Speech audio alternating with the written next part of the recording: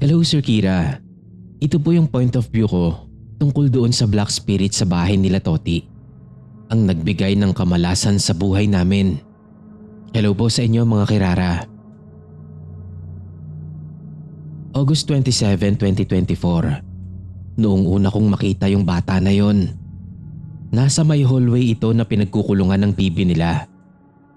Ang unang pagkikita namin ng batang iyon ay isang malutong na mura ang natanggap niya sa akin. Hindi ko kasi talaga inaasahan na magkikita kami. At hindi ko inaasahan na marami ang bantay sa bahay nila Toti. Iba't ibang uri yun. Merong plain aura, bad spirits, mga ligaw lang, at higit sa lahat, ang bantay mismo sa bahay. Sobrang mabigat yung bahay nila. Hindi mo aakalain na kung anong ganda nito sa labas, siya namang bigat nito sa loob. Ang itsura niya malamomo. Yung sumikat noong 2017 to 2018. Tipong hanggang tenga ang bibig. Ang pinagkaiba lang nila may mga ngipin itong matutulis at saka mapupula yung mga mata niya. Nakabaliktad yung ulo niya. Tipong pagapang siyang tutungo sa'yo. Meron pang isang batang itim. Madalas naman itong nagpapakita kapag magpapasko na, bagong taon, araw ng mga patay. Kumbaga, occasionally lang siyang nagpapakita. Pero siya ang madalas na nakasunod sa asawa kong si Toti. Tipong hindi mo siya nakikita, pero ramdam mo siya. Ang edad niya ay nasa 7 to 8 years old. Siya rin yung sumasanib sa asawa ko. Hindi to alam ni Toti, pero ngayon ay malalaman niya na kapag napakinggan niya to. Hindi ko kasi inopen to kailanman sa kanya. Baka po may mag-judge sa akin dyan. Kaya hindi ko na sinabi sa asawa ko to noong mga pagkakataon na yon. Isa kasi siyang ligaw na tupa noon. Hindi po ako against sa Katoliko ha. Pero sa maling paraan niya ginagamit yung pagiging Katoliko niya na ipaprivate ko na lamang po kung paano. Sobrang magulo ang buhay ni Toti noong bago pa lamang kaming mag-live-in. Kaya naman naiintindihan ko na lapitin siya dahil sa depresyon. May mga senaryo noon na nakamotor kami tapos bigla niyang bibilisan yung pagpapatakbo at sasabihin niya sa akin na may sarili daw utak yung motor namin. Kahit alam kong siya lang naman yung pumipihit noon. Pagka ganon, tahimik akong nananalangin. May mga senaryo din na maitim yung ilalim ng mga mata niya na parang galing sa iyak. Tapos magwawala ito sa kwarto namin. Ilalabas niya ang lahat-lahat ng trauma niya patungkol sa kanyang mga nakaraang relasyon at sa kanyang ina. May senaryo kami na nakatingin lang siya sa pader. Nagsasalitang mag-isa. Proud kaya sa akin si Daddy? Bakit ako pinabayaan ni Mama sa ganito? Bakit ako nasasaktan ng ganito? Tapos minumura niya ang Panginoon. Kinu-question niya na ipinagtataka ko. Kasi may ilan siyang mga sinasabi na hindi naman napagdaanan ni Toti. Tapos itinanggi niya ako noon. Hindi niya raw ako nakikilala at umalis daw ako sa kwarto niya. Talagang ipinagtulakan niya ako noon. Sinakal niya ako. Niyakap ko na lang siya noon ng mahigpit at paulit-ulit kong ipinapakilala yung sarili ko sa kanya kung sino ko sa buhay niya. May mga ganitong senaryo din yung nanay ni Toti. Paiba-iba siya. Magugulat ka na lang galit siya sa'yo bigla. Kani-kanina lang maayos naman kayong kumakain ng sabay. Inaaway niya rin si Toti.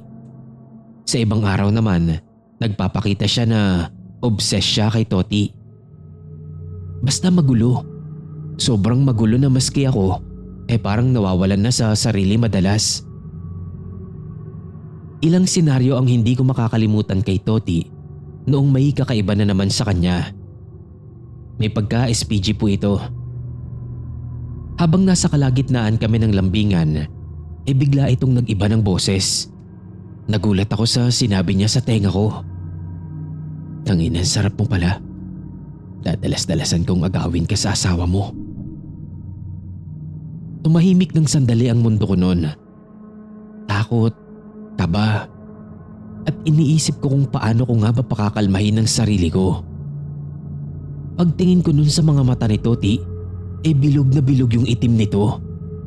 Tapos yung gilid ng mata niya ay namumula. Kaya naman kinalma ko ang sarili ko at nanalangin sa tenga niya habang patuloy ang ginagawa niya. Binanggit ko ang buong pangalan niya. Tapos bigla na lang siyang bumagsak sa ibabaw ko, Sir Kira. Hinawi ko siya nun sa ibabaw ko at nagbihis na ako. Lumipas ang 3 oras. Gumising siya at wala siyang kaalam-alam sa lahat ng nangyari. Hindi niya alam na may nangyari sa amin. Inopen up ko to sa best friend niyang si Banjo. Si Banjo ang nagsiwalat ng lahat patungkol sa mga bagay-bagay kay Toti. Pansin niya rin kasi ang lahat simula pa raw noon. Mula pa raw sa unang jowa ni Toti na si Jean. Naghahalo-halo na raw ang mga nararamdaman ni Toti noong mga panahon na yon. Patong-patong ang mga nararamdaman na nagdulot dito ng depresyon. At ang depresyon na yon ang umaakit sa masasamang elemento na nakapalibot sa kanya. Hindi ko alam kung ano o sino ang 2 batang itim na yon. Maaaring yung kambal nga ni Jean yung isa at ang isa naman isang ligaw na spirito lamang na nakikipamilya sa kanila. Mabigat ang mga ito sa buhay, Sir Kira. Nakasunod din sila kay Toti, kaya naniniwala ako roon na isa sila sa mga dahilan kung bakit sunod-sunod ang tagok namin sa buhay. May isa pang pangyayari. May reunion noon sila Toti at mga kaibigan niya. Pangalanan na lang natin silang sila Pat, Jules, Jazz, Rona. May konting salo-salo sa bahay noon. Ipinaghanda ko sila ng makakain. Ngunit sa pagkakataon na yon, noong papunta na ang mga tropa ni Toti, nag-init ang ulo ko. Hindi ko alam pero napaka-random nun. Na para bang ayokong patuloyin yung mga barkada niya sa amin. Kahit na todo support naman ako nung una, ipinagluto ko pa nga sila eh. Hanggang sa lumabas si Toti. May bumulong sa akin. Andyan na sila. Alam mo na. Pakiramdam ko noon, ma-out of place ako at may gustong umangkin sa akin. Alam mo yung pakiramdam na parang may kahati ka sa katawan mo, na parang mabigat yung kalahati na ewan. Ganun yung feeling ko noon. Hanggang sa pumasok na si Rona. Tinitigan ko raw ito ng matalim at halos ayaw ko raw siyang lubayan. Malakas ang pakiramdam ni Rona sa mga ganon, Sir Kira. Alam niyang nasasakop ako noong batang itim at hindi raw sila wini-welcome ng mga ito. First time din kasing may dumalaw na mga friends kay Toti. Hindi naman sa pagbubuhat ng bangko, pero ako kasi ang bukod tanging naging kasama ni Toti sa buhay niya na hindi controlling at hindi pumapalag sa nanay niya na masyadong obsessed sa kanya na halos itali na siya nito sa saya. Hinahayaan ko lang si Toti na mag-inom, na lumabas kasama ang mga kaibigan niya. Lahat ng bagay na hindi niya magawa noon, pinalaya ko siya roon. Nagamot ko ang mga sugat na hindi naghihilom. Bagamat mas lumalala at naging dahilan upang angkinin ng ibang nilalang ang pagkatao niya nang hindi niya namamalayan. Araw-araw na dumadalaw sa amin yung friends ni Toti. Sila rin ang naging unang hakbang upang makalaya kami sa bahay na yon. Alam mo yung feeling na parang destined lahat ng naganap sa amin. Tinulungan nila kaming makahanap ng bahay na malilipatan. Hindi naging maayos sa akin ang biyanan ko noong una. Pero kalaunan natanggap niya na rin na hindi habang buhay nasa ilalim ng palda niya si Toti. Noong naglalabas na kami ng mga gamit, ang baho raw ng singaw sa bahay, sabi ni Rona. At nakita niya raw yung batang itim na nakatayo sa may gate. Tila gumagawa ito ng paraan para pigilan kami na makaalis sa bahay na yon. Kaya naman nag-lead si Rona ng prayer at nagpatuloy kami. Nakita niya raw na nabulabog lahat at nagsipasok sa bahay ng mama ni Toti. Sinundan nito ni Rona. Nakipagchismisan siya ng konti sa biyanan ko upang papasukin siya nito sa sala. Parang hinahamon daw siya ng mga bantay sa bahay. Gusto raw nito na makapasok siya sa kwarto mismo ng mama ni Toti. Ang mama ni Toti, Sir Kira, madalas wala sa sarili niya.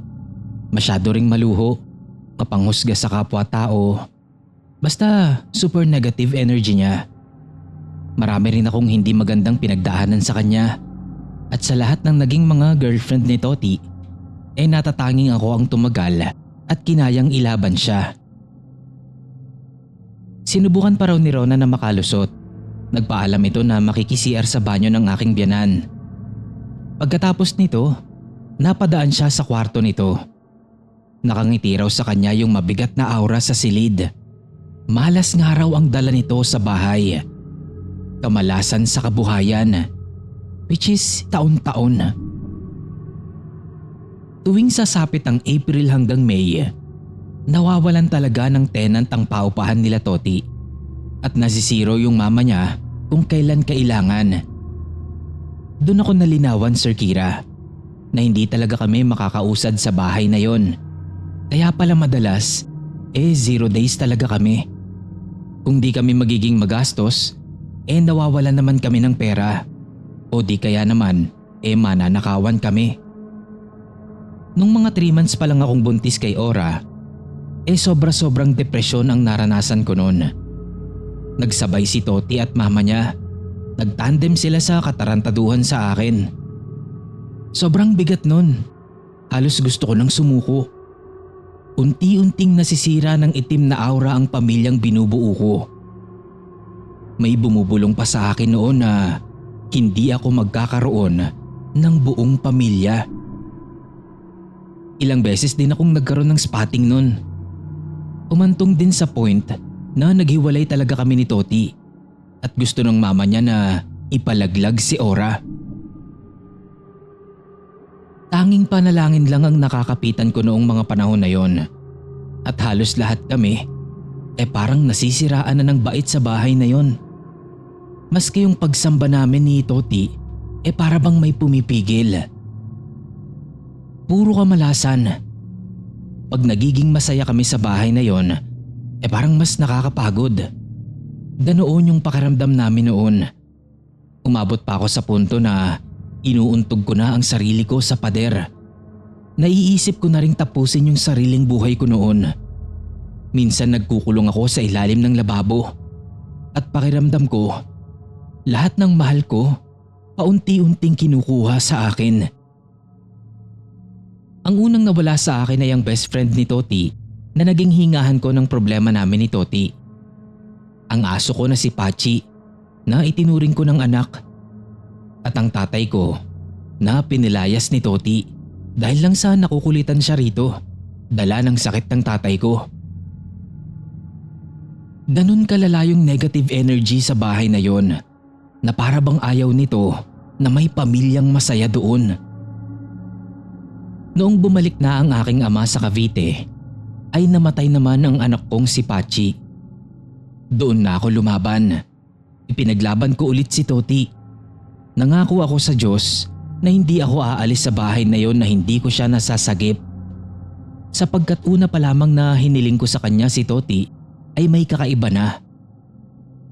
Doon ko napagtanto na kailangan siyang makaalis doon sa bahay nila. Kaya noong nakabukod kami ay naging masaya ko. Pero ilang linggo lang ang lumipas ay may kakaiba na naman sa inuupahan namin. May itim na anino na naman akong napapansin sa bintana. May mga gabi na naman na umuuwi si Toti na wala sa sarili. Nag-umpisa na naman kaming mazero kahit na anong kayod naming mag-asawa. Naging sakitin din ang anak naming si Ora. May mga pagkakataon pa na sa tindi ng halak niya huminto na siya sa paghinga. Nag-violet na yung labi niya nun.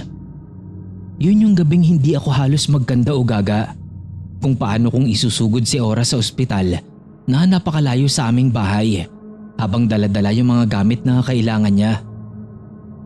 Sinisisi ko na noon si Toti, Sir Kira. Sabi ko sa kanya na baka siya ang malas. Baka dahil sa kanya, kaya kami minamalas.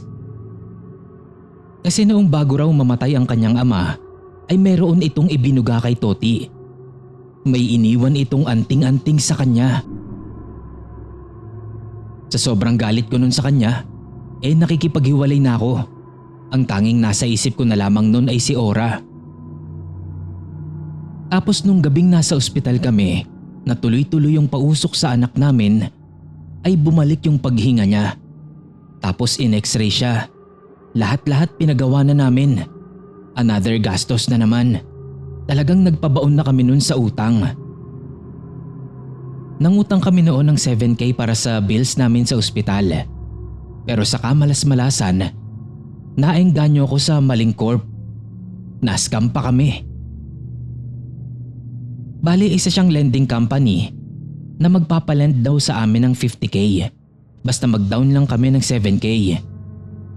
Tapos, biglang nag-error yung pag-withdraw namin. Tapos kailangan pa daw ng another 25K para ma-unlock yung account, na siya namang naging dahilan para mangutang pa kami ng 25K. Pero noong isesend na ni Toti yung pera, nagsabi na ako na parang mali ang pakiramdam ko. Pero dahil na rin siguro sa tuliro na kami, dahil nga sa kalagayan ng anak namin, isinugal pa rin namin. At ayun, na-scam na talaga.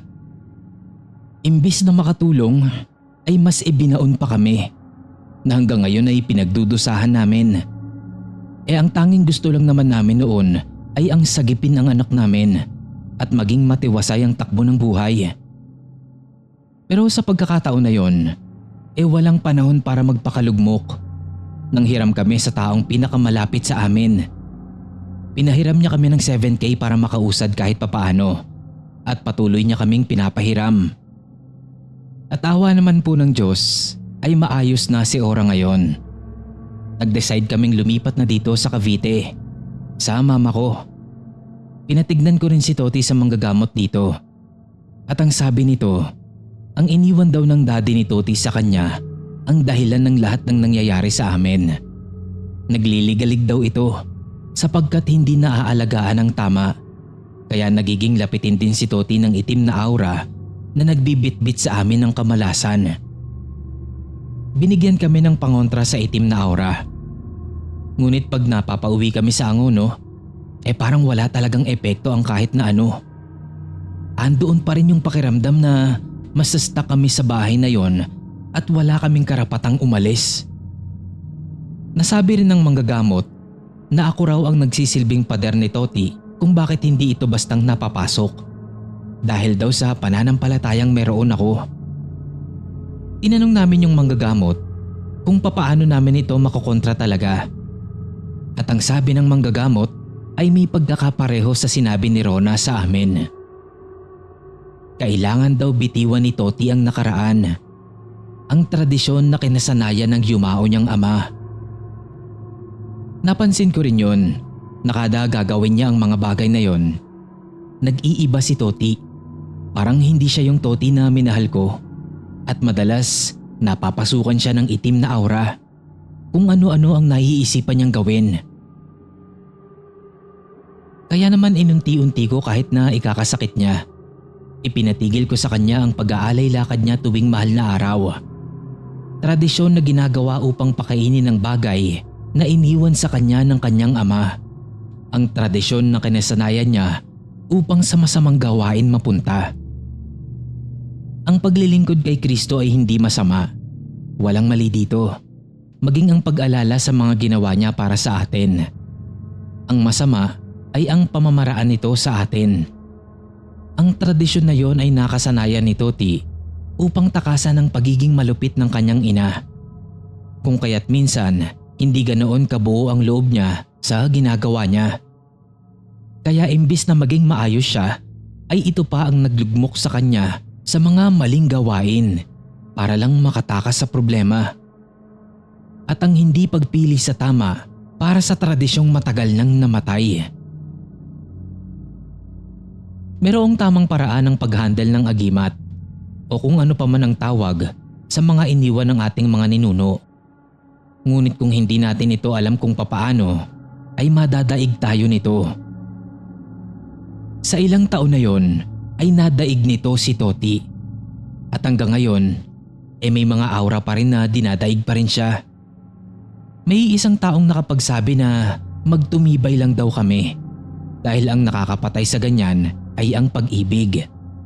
Kailangan daw na palakihin ang pagmamahal upang mamatay ang malas at ang intensyon na daladala ni Toti. Sa totoo lang ay hindi ako makapaniwala sa mga bagay na nangyayari kung minsan. Tanging pananampalataya ko na lang ang nagsasalba sa akin, lalo sa mga panahong malapit na ako nitong daigin. Hindi kasi talaga ako naniniwala sa mga ganyan, pangontra, gabay, anting-anting o kung ano man ang tawag sa kanila. Para sa akin, demonyo ang nagmamay-ari sa mga ito. Kasi bakit naman gagawin ng Diyos na misteryoso ang buhay kung maglilikha rin siya ng mga bagay na pupwedeng gamitin na pangontra sa mga bagay na itinakda niya? At kung totoong patay si Kristo sa Holy Week, bakit sa pagkakataon na yun pinapalakas ang mga bagay na tinatawag na anting-anting? Sino ang sinasamba ng mga ito? Kanino sila nangihingi ng panalangin? Lalo na't may kasabihan rin naman na sa buong linggo na yon ay puno ng kamalasan at patay nga raw ang Panginoon. Hanggang ngayon, Sir Kira, may paminsan-minsan pa rin nadadaig kami. Kaya nawa ipanalangin nyo rin na makaraos at tuluyan na naming mapatay ang kamalasan sa ngalan ng ating Panginoong si Hesukristo at ng pag-ibig na bigay niya sa atin. Hanggang dito na lamang. Marami pong salamat.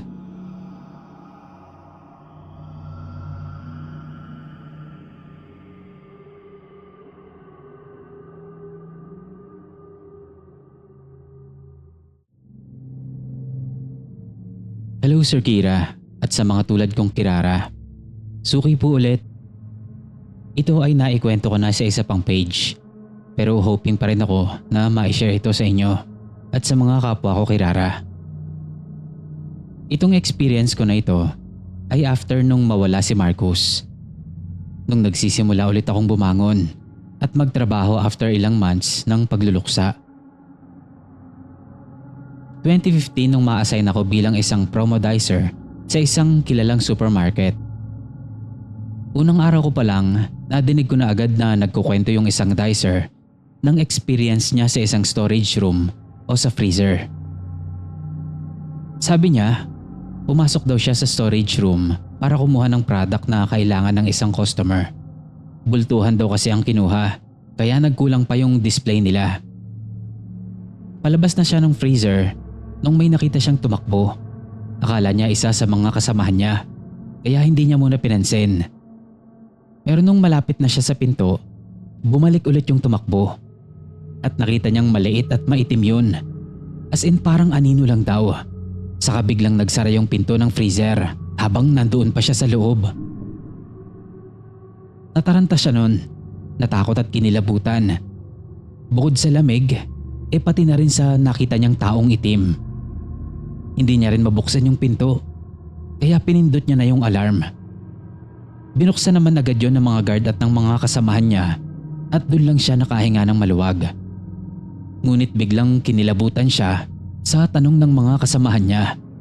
Sabi ano raw ang ginagawa niya doon at kailan pa siya doon? Paano daw siyang nakapasok doon? Nakalak daw pala yung pinto na yun. Paliwanag niya na nakabukas daw yung freezer kaya siya nakapasok doon. Pero laking pagtataka talaga nila dahil nakalak naman pala talaga ito. Hindi nga rin daw siya napansin ng guard na naka-assign doon sa storage room at doon sa camera. May CCTV din po kasi doon. Ni isa, wala talagang nakapansin sa kanya na pumasok siya doon sa freezer. Sa takot ng dicer na yon, hindi na siya pumasok ulit doon kinabukasan. Nagpa-assign na siya sa ibang supermarket. Ito naman ay nangyari sa prep room. Sariling experience ko naman ito Linggo noon, kaya maraming tao. Expected na madaming nag-o-order ng mixed veggies at fruits. Kaya kailangang tutok yung dicer na naka-assign sa prutas at gulay para iwas customer complaint. Hindi na magkanda ugaga yung dalawang dicer, kaya naman tinulungan na namin sila. Dalawa kaming tumulong. Pinakisiyuan kami ni Ate Lynn, hindi niya tunay na pangalan, na pumunta sa prep room para magbalot ng gulay at prutas. Agad naman akong pumunta at nagbalot na.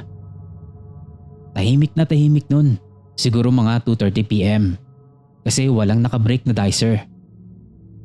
Habang nagbabalot ako ng gulay, may nakita ako sa gilid na nakatayo. Hindi ko agad pinansin yon dahil baka imahinasyon ko lang. So tuloy ako sa pagbabalot nang biglang nagbagsakan yung mga Tupperwares at mga kutsilyo sa lababo. Nagulat at kinilabutan talaga ako nun. Pero dinedma ko lang. Pinulot ko lang yung mga nahulog at saka ako bumalik sa ginagawa ko. By the way, isa lang ang pinto ng prep room at nasa may bandang likod ko pa siya. At nasa bandang kanan ko naman yung lababo kung saan ako may nakitang nakatayo at kung saan din nahulog yung mga gamit. Maya-maya, habang ipinagpapatuloy ko yung ginagawa ko, may naramdaman akong pumasok. Tumakbo. Binuksan yung gripo sa lababo. So nagtanong ako kung bakit at kung anong gagawin niya. Pero walang nasagot sa akin. Basta lang siyang nakatayo doon. Kita ko siya sa gilid ng mata ko. So nagtaka ako kasi bukas yung gripo pero nakaharap siya sa akin. Nilingon ko siya. Pero bigla siyang nawala. Kitang-kita ko kung paano siyang biglang nawala nun. Talagang nanlamig ako. Hindi ako nakagalaw. Nanlalaki yung mata ko nun sa kinapupwestuhan ko. Naiiyak na ako nung biglang may bumulong sa tenga ko. Oh, sabay takbo sa may dingding at kitang-kita kong tumagos yun. Taong itim yung nakita ko. Doon ako parang biglang natauhan at nagsisigaw ng palabas. Umiiyak ako nun. Niyakap ako nung isa sa mga babaeng guard, kaya nakalma ako kahit papaano. At saka ko ikinuwento sa kanila yung nangyari. Sabi lang nila sa akin, winelcome ka lang nun.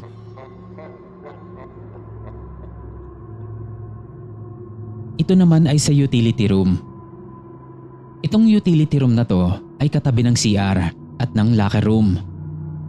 Pagpasok mo sa locker room, katapat na katapat niya lang yung utility room. Glass door siya, kaya kita mo yung nasa loob kung may tao o wala. Araw ng Lunes yon, kararating ko lang. And since maaga pa, nag-ayos muna ako, tumambay ako sa locker room. Nanood muna ako sa cellphone ko ng Teen Wolf. Tamang-tama ang isang episode matatapos at may oras pa rin akong makapag-ayos ng sarili ko. Habang busy ako sa panonood, may kumatok ng 3 beses. Akala ko sa pinto ng locker room yon, kaya napatingin ako. Pero walang tao. Naisip ko baka niloloko ko ng kasamahan ko. So ipinagpatuloy ko na lang yung panonood ko. Maya-maya, may kumatok ulit. At sa pagkakataong iyon, nadinig ko siya sa utility room. Kaya napatingin ako ron. Wala namang bukas na ilaw, kaya nagtataka ako kung sino yon. So tumayo ako. Itinigil ko na muna yung panunood at nagsimula na akong mag-ayos kahit na maaga pa. Habang nananalamin ako, may nakita akong pumasok sa utility room. Pero walang nagbukas ng ilaw. Kinilabutan na naman ako. Pero tinitigan ko pa rin yung glass door. Pag nakaharap ka kasi sa salamin, parang nakaharap ka na din doon sa door ng U-room. Nakita ko na may guard. Nakahinga ako ng maluwag nun. Guard lang pala na nagche-check ng fuse. So nagpatuloy na ako sa pag-aayos.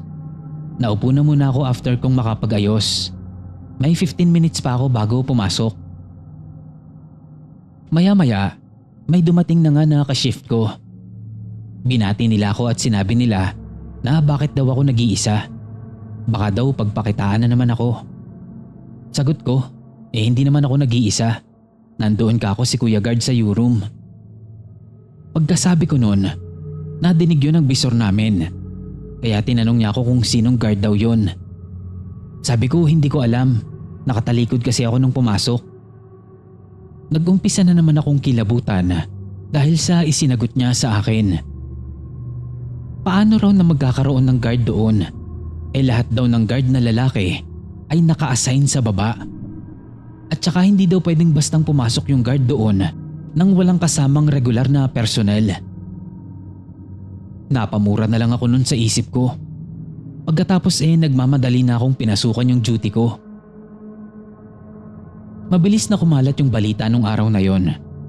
Agad akong tinanong nung isa sa mga guard. Tanong ni Kuya Guard, anong bulto daw nung guard yung nakita ko? Sabi ko matangkad. Siguro mga 6 feet yun. Tapos medyo bata at maputi. Tapos yung uniform, polo lang. Hindi yung mahaba ang sleeve. Tanong ulit ni Kuya Guard kung nakita ko raw. Hindi ko muna sinagot. Tinanong ko muna kung sino ba yun. Sabi ng guard, yun daw yung dating C1 doon. Siya yung laging nakatoka doon sa utility room at doon din siya inatake sa puso. Talagang nagulat ako nun. Tinanong ko kung doon ba siya namatay.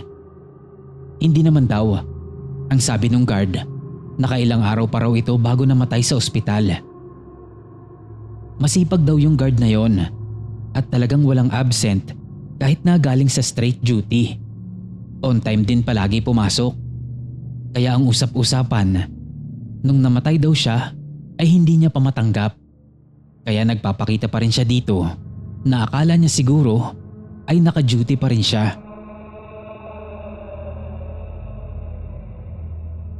Eto last na, pero alam ko mahaba to. Nangyari naman to sa comfort room. Common na talaga na may nagpapakitang multo sa CR. 12:45 noon nung dumating ako sa store para mag-duty. Super late na dahil galing ako sa office noon para naman magpasa ng report. Saktong madaming dicers ang nakabreak. Kaya diretso agad ako sa guard at nag-report na nagpasa na din ng letter bilang patunay na nasa office ako galing. Habang naghihintay para ma-approve ng bisor yung letter, nag-CR na muna ako. Toothbrush, suklay, makeup. Tumahimik na rin sa loob at labas ng CR noon, kaya alam kong nag-time in na yung mga dicer. Habang nagtutoothbrush ako, may narinig akong nagpupukpok. Tulad ng dati, deadma lang. Yumuko ako sa lababo para ibuga yung iminumog ko. Nung biglang humangin sa may bandang batok ko at biglang lumakas yung tunog ng nagpupukpok. Yung tunog niya parang may kumakatok na. Tumapat ako sa pinto ng CR. Pinakinggan ko yun. Pero wala naman. By the way po, yung CR namin ay may 3 cubicle. 2 para sa promodizer at 1 para sa regular employees. Napaisip na naman ako noon. Medyo natakot na ako neto, pero dinedma ko lang ulit. Mas takot ako na mapagalitan nun ng bisor ko kesa sa multo-multo na yan. Baka kasi pauwi na ko, sayang naman yung pamasahe at pagod ko. Kaya patuloy lang ako sa ginagawa ko. Makeup dito, makeup doon. Ipinupuyod ko na yung buhok ko nung may nakita akong pumasok ng mabilis. Kaya akala ko nadjejebs na. Napangiti pa ako nun. Kako, yes at may kasama na ako. Pumasok ako sa isa sa mga cubicle na para sa amin. Parehong bukas yung cubicle ng dicer. Kaya nasabi ko na regular employee yung pumasok. Umiihi ako nun nung madinig ko siyang kumakatok-katok na para bang inaalog niya yung pinto ng cubicle. Sabayan pa ng boses na parang naghihingalo. Sa isip ko, grabe namang makaere si ating. Constipated ata. Natawa pa ako nun sa isip ko. Muli niyang kinatok yung pinto ng cubicle kung saan siya naroon. So nagsalita na ako. Ay ma'am, wala po akong tissue. Abutan ko na lang po kayo ng tubig. May malaking tabo kasi sa CR na yon. Maya-maya, tumigil siya sa pagkatok at ako naman ang lumabas ng cubicle. Kumuha ako ng tubig at iaabot ko sana sa kanya mula sa siwang sa ilalim. Nang mapansin ko, yung padlock sa pinto ng cubicle ng regular employee. Grabe yung pag-akyat ng kilabot sa buo kong katawan nun. Natakot ako. Pero mas nanaig sa akin yung concern ko dahil baka nailak siya doon. Nawala sa isip ko nito yung biglang pumasok kanina lang. Kaya ang ginawa ko, sumilip pa ako sa ilalim. At talagang nanlaki yung mata ko nun. Dugo ang paa na nakalutang sa tiles yung nakita ko. At mas lalo pa akong kinilabutan nung madinig ko pa siyang tumatawa. Hindi ako makagalaw nun sa pagsilip ko. Tapos, nag-flash pa bigla ng sabay-sabay yung 3 cubicle. Namatay buhay pa yung ilaw at exhaust fan. At bumukas ng todo yung gripo at umalog-alog yung nakasarang pinto ng cubicle. Umiiyak na ako nun pero nakasilip pa rin ako dun sa cubicle na nakapadlock. Hanggang sa yung iyak ko, nauwi na sa sigaw.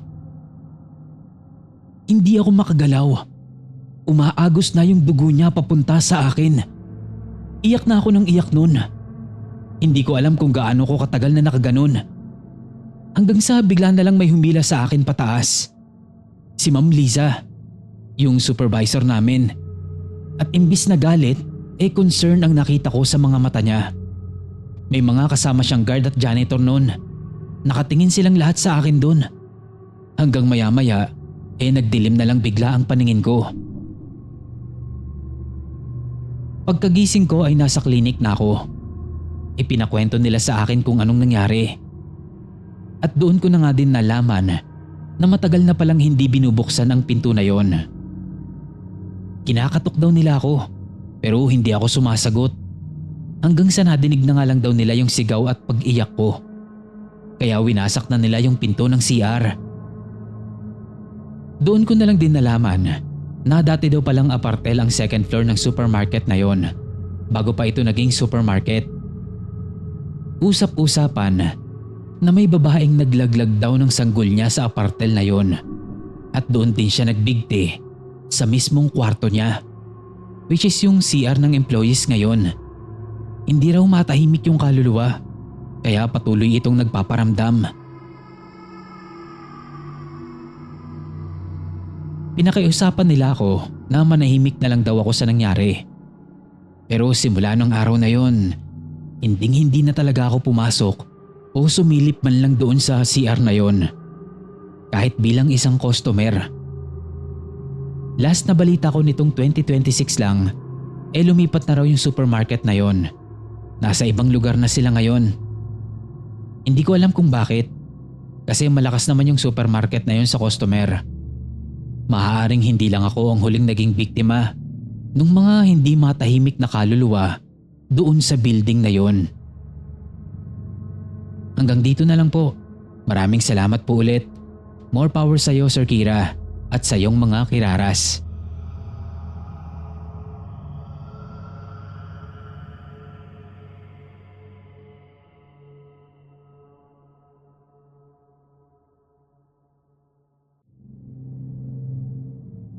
Magandang umaga sa iyo, Boss Kira.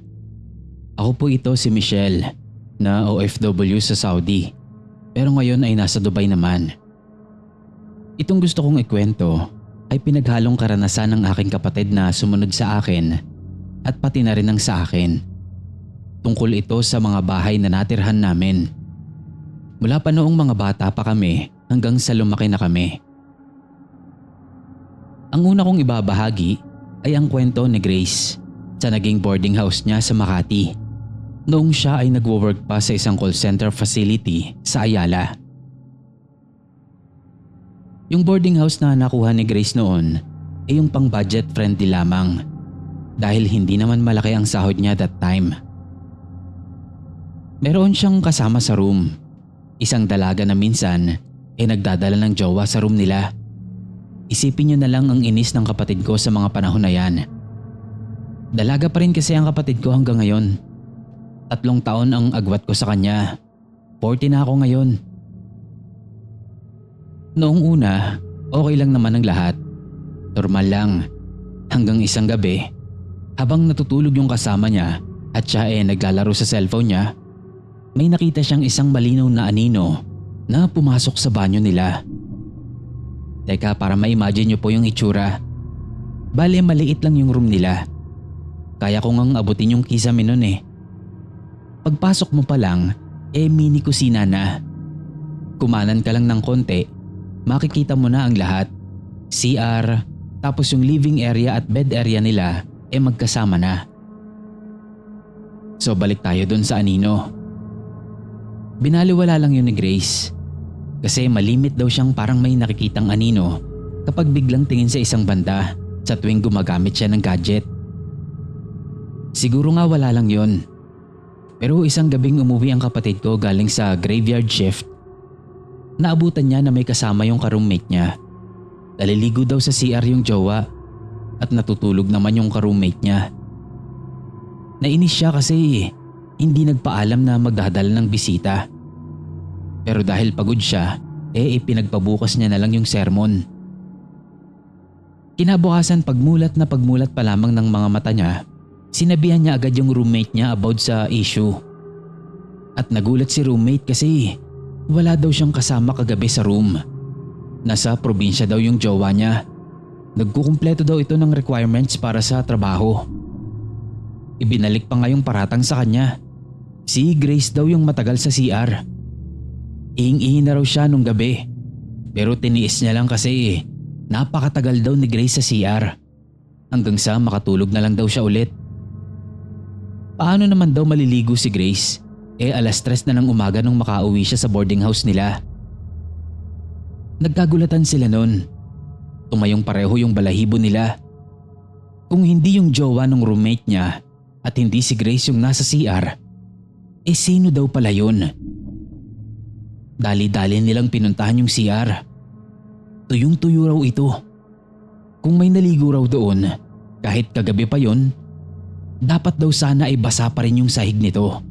Kahit medyo matagal na yung oras na nakalipas. Kasi matagal daw bumaba yung tubig sa banyo nila. Doon na nag-open yung roommate niya. Malimit daw talagang meron siyang naririnig na lagaslas ng tubig sa banyo. Pagbuhos ng tubig sa inidoro, minsan paglaglag ng tabo. Mga sound na malimit nating nagagawa sa araw-araw. Pero ito, walang gumagawa. Basta na lang bigla niyang nadidinig. At dahil nga sa kwento nila, nagkaroon na sila ng takot sa room na yon. Pero dahil sa mahal ng mga boarding house sa Makati, nagtiis na lang sila. Hindi naman daw sila sinasaktan ng extra boarder nila sa room eh. Okay na raw yun. Basta wag lang daw silang pagpapakitaan.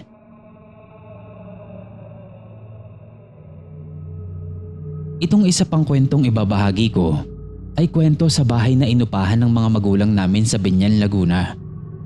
Ito yung bahay na maswerte daw, sabi ng stepmother ko. Pero hindi para sa akin. I-describe ko muna yung itsura ng bahay. Bale, maganda siya.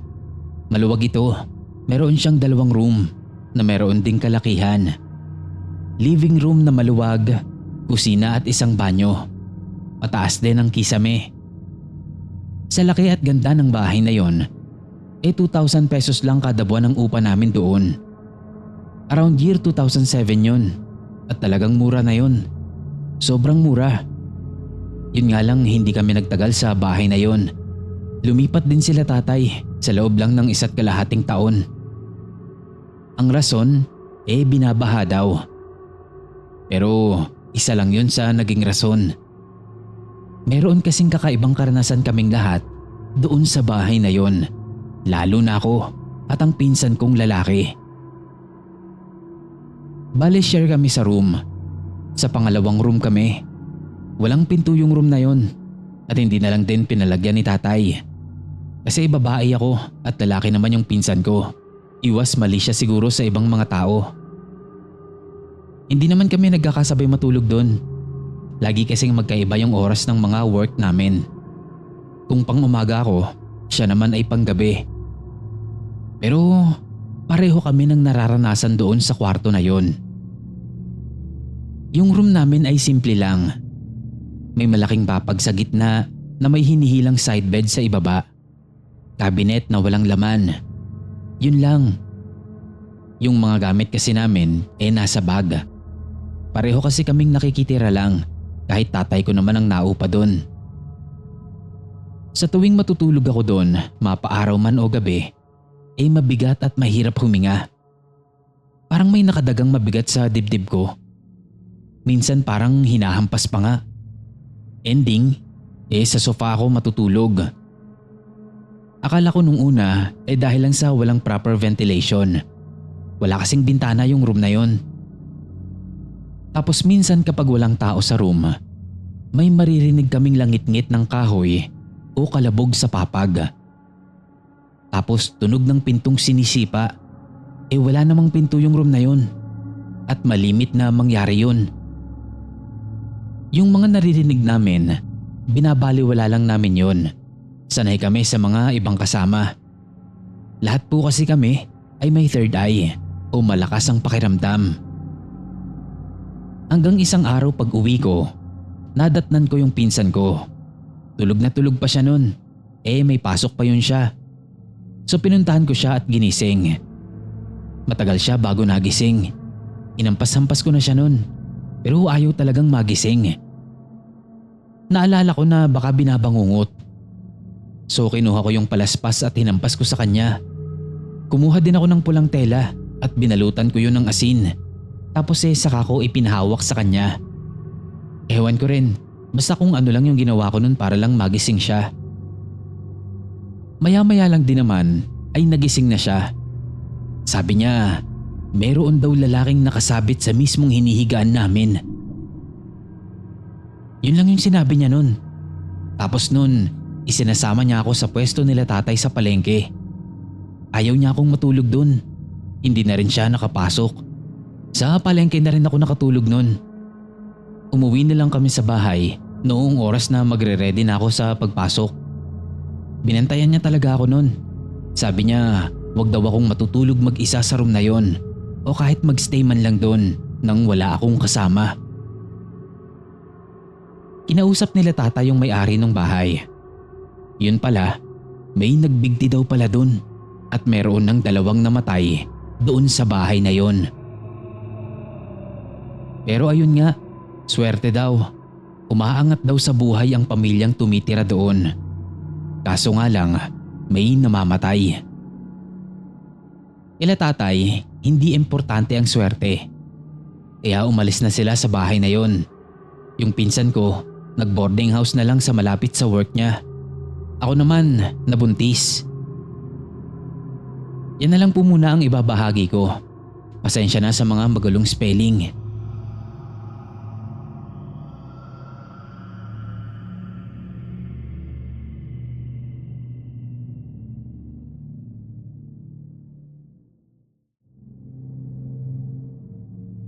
Hello, Boss Kira. Maraming salamat sa pagpili sa unang kwento ko. Sa totoo lang, hindi ko inaasahan na mapipili mo ang kwento ko. Medyo creepy lang siya, pero hindi gaanong nakakatakot.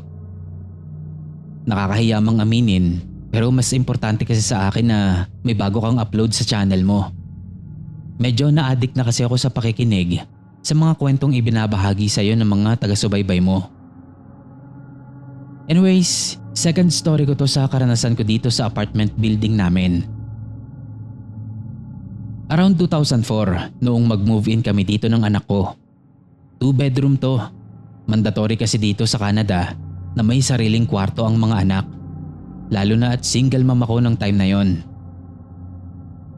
Nung umpisa, medyo malaki ito para sa aming 2 ng anak ko.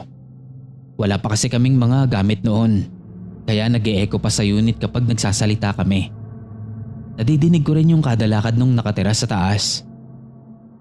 At dahil single mom ako, 6 days a week ako magtrabaho. Pag day off ko, maaga akong gumigising para gumawa dito sa bahay. Tapos before or after lunch, umaalis na kami ng anak ko. Every day off ko kasi, dinadala ko siya sa mall. Hanggang sa medyo malaki na siya. Siguro mga 3 or 4 years old na siya noon. At ito yung una kong naranasan dito sa building na to. Aalis na kami papunta sa mall. Lumabas na kami ng pinto at hinahanap ko na yung susi ko para ilak yung pinto. Nauna nang maglakad noon yung anak ko sa hallway. Halos marating niya na yung katabi naming pinto nung bigla siyang tumigil. Tapos bigla siyang nag-hello. Yung parang nagtatanong siya kung sino ka. Parang ganun. Maski may ginagawa ko nakita ko siya sa gilid ng mata ko. Hanggang sa lumingon ako para tignan siya. At doon, Boss Kira, nakita kong kaya pala napatigil ang anak ko ay may nakita siyang nakasilip sa corner ng hallway. Sa dulo kasi ng hallway namin ay may parang pa-L-shape ng konti papunta sa elevator. Pero ang nakapagtataka, buhok lang yung nakita ko nun. Yung parang sumilip lang talaga tapos nakatago yung katawan. Pero nung napag-isip-isip ko, bakit naman siya sisilip ng nakatalikod sa hallway namin? Parang walang sense, diba? Wala kasing mukha at puro buhok lang yung nakita ko nun. So inassume ko na nakatalikod siya. Nakita ko rin nun nung inalis niya na yung ulo niya. Kaya dahan-dahan kami ng anak ko na lumakad nun. At pagdating namin sa corner na yon, wala namang tao. Dahil luma na nga tong building na to, pagbubukas yung elevator, maririnig mo rin talaga. Kaya napapaisip rin ako nun na kung mayroon talagang tao doon, dapat naabutan namin siya at hindi siya agad nakasakay ng elevator. Kasi hindi ko naman nadinig na bumukas yun. At hindi rin siya makakasakay doon nang hindi namin siya maaabutan sa harap ng elevator. Binaliwala ko na lang yon. Alam ko kasing matatakot ang anak ko. Sa fast forward, nauso yung Yahoo Messenger nung time na to. Kaya nagchat-chat ako at nakikipag-usap sa mga Pinoy na nakikilala ko. Meron akong kachat noon na magjowa sa online. Naka-view sila sa akin. Nakabukas kasi yung camera ko. At nag-BRB ako sa kanila. Sabi ko saglit lang, magsi-CR lang ako at babalik ako agad. Nung time na to, doon ako nagro-room sa maliit na kwarto. Nagpalit kasi kami ng anak ko ng room para mailagay ko lahat ng mga laruan niya doon sa loob ng room niya. Anyways, pagbalik ko sa group chat namin, sabi nung guy, "Uy, andyan pala yung lola mo. Dumaan kasi kanina eh." So ako, nagtataka ako. Akala ko yung GF niya yung kausap niya. So sabi ko sa kanya, "Ha? Ako ba kausap mo?" Sabi ko, "Uy, nananakot ka pa. Kaming dalawa lang dito ng anak ko. Wala akong lola, no?" Tapos ang reply niya, "Sure ako na may dumaan na matanda sa likod ng upuan mo. Pagtayo mo pa lang." Tinanong ko pa siya nun kung anong suot. Sabi niya, nakaitim daw na palda. Sigurado dahil naka-view sila sa akin, kaya nakita nila yung takot sa mukha ko. Kaya bigla niya yung binawi at sinabi niya na kalimutan ko na raw at wag ko nang isipin yun. Baka daw namalikmata lang siya. Tapos bigla na nilang binago yung usapan. Sa fast forward ulit, nagchat-chat pa rin ako nung time na to at meron na namang nagtatanong kung may iba daw kaming kasama sa bahay. Sabi pa nga, "Andyan ba yung mama mo?" So sabi ko wala kasi hindi naman talaga dito nakatira yung mama ko. Meron na naman akong pinaview na nagsasabi na may dumaan daw sa likod ng inuupuan ko at nakita daw yun sa camera. Alam kasi ng mga kausap ko na kaming dalawa lang ng anak ko ang nakatira dito. Pagka ganon, nagpapatay na ako agad ng camera. Diba sabi ko sa inyo nung una na matatakotin ako simula bata pa lang? Parang dito, lumakas yung loob ko simula nung tumira kami dito. Natatakot man ako pero hindi ko na lang pinapansin at nagdadasal na lang ako. Minsan may pinatira akong friend dito sa apartment namin. May anak din siya. Nagkukwentuhan kami nun sa room ko, dito pa rin sa maliit na room. Nakatalikod ako nun sa closet nakaharap ako sa friend ko. Nung biglang may humampas sa loob ng closet ko. Yung tunog niya ay yung parang zipper ng sweatshirt. Parang yero kasi yung pinto ng closet ko. So binuksan ko yung pinto nun at merong sweatshirt doon na para bang may pumitik o parang nagtulak sa loob nito. Tapos tumunog din yun doon sa pinto. Nakita ng friend ko kung gaano kaayos yung closet ko. As in pantay-pantay talaga lahat ng nakatiklop na damit doon. Walang masyadong mataas para hindi bumagsak. Lahat yun maayos. Pantay-pantay ang tiklop at yung taas ng pagkakapatong ng bawat pile ng damit na nakalagay doon sa loob. Kaya nagtataka ko kung papaanong mangyayari yun. At saka hindi rin naman ako nagbubukas ng bintana. Lalo na sa gabi. Malamig kasi dito pag gabi na. Maski na summer pa yan. Kaya hindi ko talaga nakaugaliang magbukas ng bintana. Hanggang dito na lang muna ulit, Boss Kira. Maraming salamat sa pag-share ng mga kwento ng mga taong sumusubaybay sa'yo. More power to you and your channel. Sana matapos na ang problemang kinakaharap nyo sa YT ngayon. Para naman hindi mabitin yung mga subscribers nyo. Maraming salamat hanggang sa susunod na kwento ko.